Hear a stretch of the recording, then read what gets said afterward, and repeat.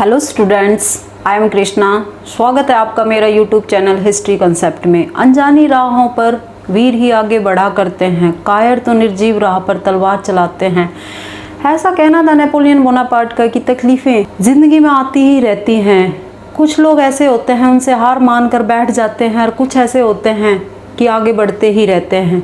क्या कोई ऐसा व्यक्ति भी हुआ है धरती पर कि जिसकी ज़िंदगी में तकलीफ़ें ना आई हों और उसने हार मान ली हो? आपने इतिहास में ऐसे योद्धाओं के बारे में बहुत पढ़ा होगा, वो प्रेरणा भी ली होगी उनसे कि जो साहसिक थे, वीर थे, निडर थे। आज मैं आपको अपने वीडियो के माध्यम से एक ऐसे ही व्यक्ति के बारे में बताऊंगी जो इतने निडर थे, जो कभी किसी के सामने डरे नहीं, जो कभी किसी से डरे नहीं, जो किसी के सामने झुके नहीं, सदा पावर में रहे थे और आगे ही बढ़ते रहे। मैं बात कर रही हूँ नेपोलियन बोनापार्ट की। आपने पढ़ा तो नेपोलियन बोनापार्ट के बारे में होगा, लेकिन यदि आप उसके बारे में गहराई से जानना चाहते हैं तो मेरे वीडियो का अंत तक जरूर देखें। नेपोलियन बोनापार्ट, जिनका जन्म 15 अगस्त 1769 ईस्वी में फ्रांस की राजधानी कोर्सिका द्वीप के एक शहर अजाकियो में हुआ था। पिता कार्लो बोनापार्ट जो कि एक लॉयर थे, माता लितिशिया रोमालिनो बोनापार्ट जो कि इटली की रहने वाली थी। वो एक अच्छे खासे परिवार से बिलोंग करते थे। उनकी पढ़ाई में बहुत ज़्यादा इंटरेस्ट था। शिक्षा, सबसे पहले उनको जो शिक्षा दी गई थी फ्रांस की अकादमी में दी गई थी, जहाँ से उन्होंने मैट्रिक पास करी थी। उसके पश्चात उनको पेरिस से तोपखानों के विषयों से संबंधित जानकारी दी गई थी। वहाँ उन्होंने एक कॉलेज में एडमिशन लिया और तोपखाने जो हुआ करते थे उनके विषयों से संबंधित पढ़ाई करी थी। इस प्रकार से वो एक योग्य व्यक्ति थे, इतने साहसिक थे, निडर थे कि उनकी योग्यता के चर्चे चारों ओर हुआ करते थे। उन्होंने कभी जिंदगी में हार नहीं मानी। वो हमेशा कहते थे कि असंभव जो शब्द है वो तो केवल मूर्खों के शब्दकोश में होता है, क्योंकि ऐसा कोई कार्य नहीं है जिसको व्यक्ति नहीं कर सकता। उनकी योग्यता के आधार पर उनको सबसे पहले जो फर्स्ट उपलब्धि मिली थी वो मिली थी उनको फ्रांस की सैन्य अकादमी ने उनको सबसे पहले सब लेफ्टिनेंट की नौकरी दी गई थी। अब क्या है कि वो योग्य तो व्यक्ति थे ही। उनकी शादी 9 मार्च 1796 ईस्वी में जोसेफाइन के साथ में कर दी गई। वहाँ उनसे कोई भी संतान नहीं हुई। तो क्या हुआ, उन्होंने 1810 ईस्वी में उन दोनों के बीच में तलाक हो गया। उसके बाद दूसरी शादी हुई। ऑस्ट्रिया की एक राजकुमारी थी लुइस मैरी, जिसके साथ भी उनकी शादी कर दी गई थी। बाद में उनको पुत्र की प्राप्ति हुई। अब वो इतने योग्य थे, योग्यता के चर्चे इतने फैले हुए थे कि सभी नेता जो राजनेता थे बहुत ज़्यादा प्रभावित हो चुके थे उनकी योग्यताओं की। एक छोटी सी कहानी मैं आपको यहाँ पर उनके बारे में बताती हूँ कि वो जोखिम भरे काम करने में बहुत ज़्यादा इंटरेस्ट लेते थे। कभी डरा नहीं करते थे कि ये काम इतना बड़ा है कि मैं इसको ना करूँ। एक बार उन्होंने क्या सोचा, क्यों ना इस आल्प्स पर्वत को पार कर लिया जाए। वो आल्प्स पर्वत को पार करना चाहते थे तो वो अपनी सेना लेकर चल दिए। अब सेना ने तो पहले ही सुन रखा था कि आल्प्स पर्वत इतना ऊंचा है, इतनी ऊंचाई पर है कि उसको पार करना पॉसिबल ही नहीं है। जो वहां जाता है वो कभी वापस लौट कर आता नहीं है। सेना डर गई। जो सेनापति था उसका तो उसको कहा मानना ही पड़ेगा, तो वो सेना को लेकर चल दिए। रास्ते में जा रहे थे तो उनको एक बूढ़ी औरत मिली। बूढ़ी औरत ने पूछा, बेटा आप कहाँ जा रहे हो? तो उन्होंने बताया कि मुझे आल्प्स पर्वत पार करना है। वो हंसने लगी, ये आल्प्स पर्वत पार नहीं कर सकते क्योंकि ये इतना ऊंचा है, जो आज तक यहाँ पर गया है वो कभी वापस लौट कर नहीं आया। तो वो थोड़े मुस्कुराने लगे। ना तो उनको गुस्सा आया ना वो क्रोधित हुए, तो वो थोड़े मुस्कुराने लगे। और उस टाइम पर जो उन्होंने गले में हीरो की माला पहनी हुई थी वो उतार कर उस बूढ़ी औरत को दे दी और कहा कि आपने जो मेरे हौसले थे वो और भी बुलंद कर दिए कि मुझे आल्प्स पर्वत पार करना है। वो वहाँ से आगे बढ़ गया।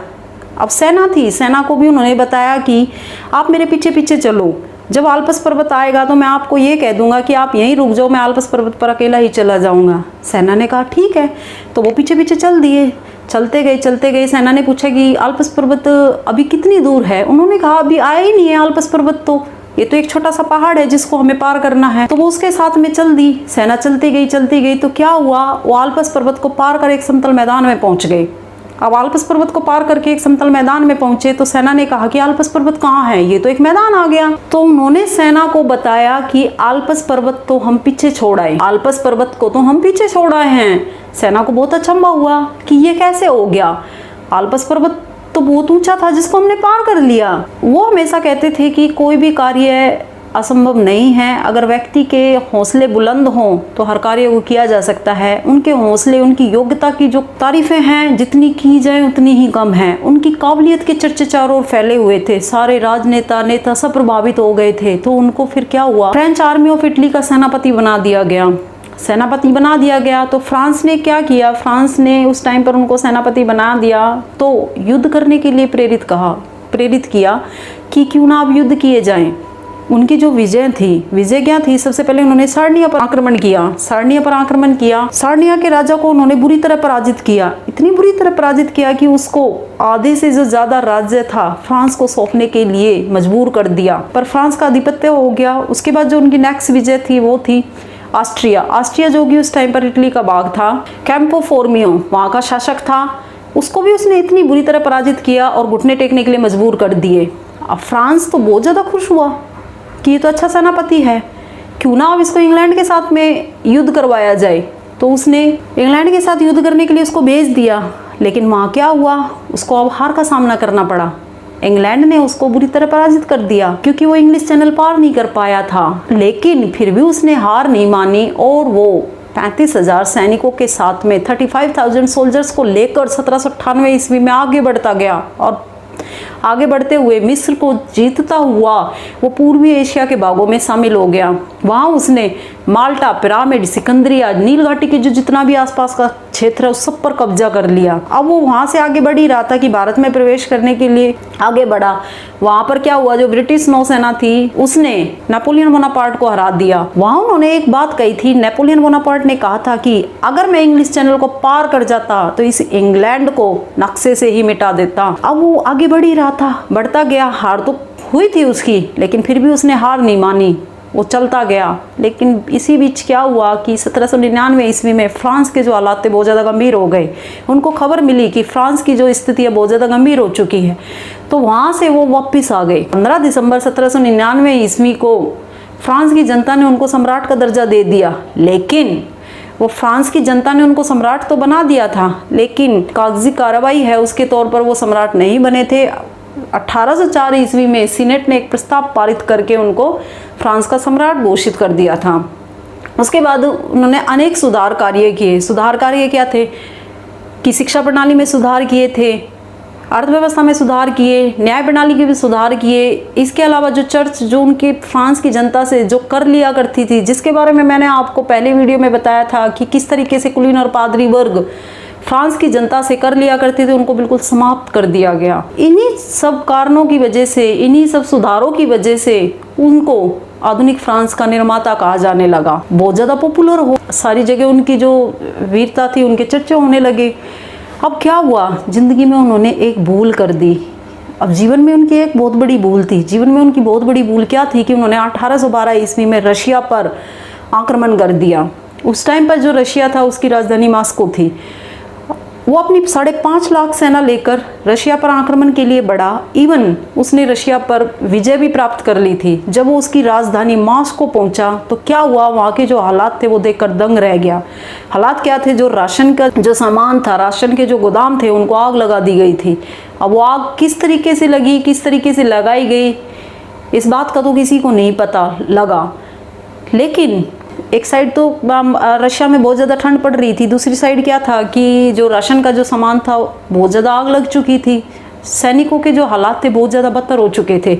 उसने सोचा क्यों ना वापस चला जाए, लेकिन वापस आना पॉसिबल नहीं था, ठंड बहुत ज़्यादा बढ़ी हुई थी। तो वो 1 साल के लिए वहाँ रुका। अब सैनिक उनकी जो संख्या थी वो धीरे धीरे कम होती चली गई। सैनिक मरने शुरू हो गए थे। लेकिन जब वो वापस आया 1 साल बाद फ्रांस में, तो उस टाइम पर जो उसके सैनिकों की जो संख्या थी वो केवल 1 लाख रह गई। कहाँ वो 5.5 लाख सैनिकों को लेकर रशिया पहुंचा था, लेकिन जब वो वापस आया तो केवल 1 लाख सैनिकों के साथ में वापस आया था। वो भी शारीरिक रूप से इतने कमज़ोर हो चुके थे तो कि वो किसी भी युद्ध में शामिल होने के लायक नहीं रह गए थे। इधर दूसरी साइड मिस्र जो राष्ट्र थे, उन्होंने सोचा क्यों ना नेपोलियन बोनापार्ट को हराया जाए। तो सारे देशों ने मिलकर, जैसे नीदरलैंड था, प्रेशिया था, उन्होंने वाटरलू युद्ध की घोषणा कर दी। जो युद्ध 18 जून 1815 ईस्वी में नेपोलियन बोनापार्ट और मिस्र राष्ट्रों के बीच में लड़ा गया था। उसमें क्या है, सेना बहुत ज़्यादा पहले ही शारीरिक रूप से कमज़ोर हो चुकी थी, तो उन्होंने घुटने टेक दिए। लेकिन जो नेपोलियन बोनापार्ट था वो अंत तक लड़ता गया और उस लास्ट तक लड़ता गया। लास्ट में जब बिल्कुल ही अंत आ लिया था तो उसने अपनी हार स्वीकार कर ली। क्या हुआ, उनको सेंट हेलेना द्वीप पर भेज दिया गया, जहां उनकी 5 मई 1821 ईस्वी में डेथ हो चुकी थी। अब डेथ हो चुकी थी, उस टाइम पर डेथ हुई थी, उस टाइम पर उनकी जो एज थी वो 51 ईयर्स थी। अब डेथ के क्या कारण थे? डेथ के भी अलग अलग कारण बताए जाते हैं। कोई कहता है कि डेथ जहर खाने की वजह से, जहर देने की वजह से हुई है, कोई कहता है कि कैंसर की वजह से हुई है, लेकिन आज तक इस बात का खुलासा नहीं हुआ जहर देने की वजह से उनकी डेथ हुई थी या फिर कैंसर की वजह से उनकी डेथ हुई थी। आज तक भी इस बात का नहीं पता लगा है। इस तरीके से हमने पढ़ा कि आज भी उनकी जो वीरता के चर्चे, उनकी शातिर जो दिमाग था, उनके चर्चे आज भी बड़ी बड़ी बुक्स, बड़ी बड़ी मूवीज में आप देख सकते हो। इवन यहाँ तक कि जो उनके बीच में हुनर था, वो हमेशा एक बात कहते थे कि व्यक्ति को इतना काबिल होना चाहिए, दुश्मन खड़ा है, अगर आपके पास में हथियार भी नहीं है तो जवां से ही उसको ढेर कर सके। आज भी आप देखोगे जो बड़ी कंट्रीज हैं उनमें आज भी जिस टाइम पर वो सेना को प्रशिक्षण दिया करता था, आज भी उस तरीके से ही सेना को प्रशिक्षित किया जाता है। अगर आपकी कोई भी क्वेरी हो इस टॉपिक के रिगार्डिंग तो आप मुझे नीचे कमेंट बॉक्स में लिख सकते हैं। अगर आपको मेरा वीडियो अच्छा लगा तो अपने दोस्तों के साथ में अधिक से अधिक शेयर करें, मेरे वीडियो को लाइक करें और मेरे चैनल को सब्सक्राइब करें। धन्यवाद।